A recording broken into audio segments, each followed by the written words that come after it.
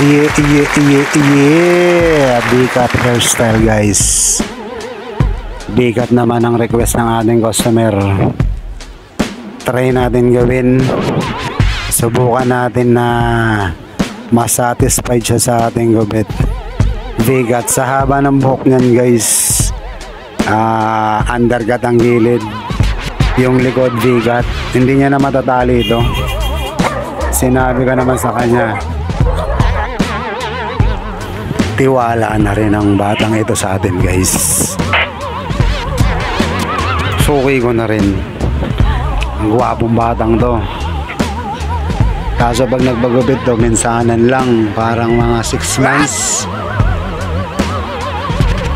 or 3 months. Bihira lang magpagupit. Mag-aaral daw siya. Mag-ano yata to, mag-e-enroll. Kaya nagpaiksi na ng buhok. Ayan. Uno lang ang baba niyan guys. Hindi siya pod-pod. Uno lang. 1, 2, 3. Undercut ang gilid. V-cut ang likod. Bihira lang ako makagupit ng ganito. Pero marami na ako nagupitan. Bihira nga lang. Haba nga ng buhok niyan. Hanggang balikat yung buhok niyan. Kailangan ng ang ibabaw niyan hanggang kilay lang guys. Or sa taas ng kilay yung exit. Pero yung likod nakabikat. Yan, dahan-dahanin nyo lang. Kasi pag napasobra yan, naaangat yan. Pag napasobra yung tabas nyo, bawas-bawas lang, alalay lang. Unti-untiin nyo lang. Ayan o, natatawa pa nga o. Kasi maiksi na yung buhok nyo eh. Iksi na. Kailangan sa school eh. Ang pagbe-blade, dahan-dahan lang din guys. Baka mamaya mapadiin kayo. Masugatan ng customer. Hindi na kayo babalikan yan.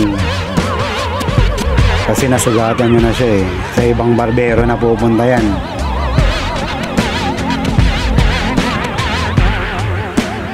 Dapat dyan magaan lang ang kamay. Yung kamay nyo is magaan. Kasi bago yung blade laging gamit ko dyan. Ito namang likod. Tansyahan lang din. Oh, tumuturo-turo pa. Yung likod, tansyahan lang din ang bawas. Mag-V-cut lang. Kailangan to, puro brush up lang. Ganun lang ang ano niya. Kasi minsan, hinahati niya sa gitna.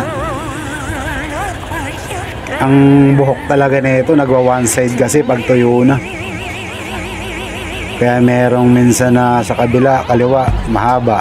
Sa kanan, mahaba. Kailangan left and right ang ano nyo dyan.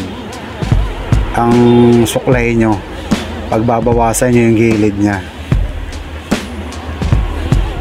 Ayan o. Malinis na guys.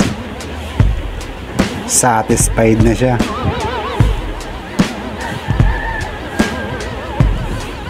Tignan nyo yung likod. V-cut. Alalay lang yung ano. Alalay lang yung bawas dyan guys. Gusto nyo kasi hanggang batok. Medyo may konting buntot-buntot pa sa batok. Sundin talaga ang customer guys. Pag di nyo sinunod nyan, di kayo babalikan yan. Follow and share guys.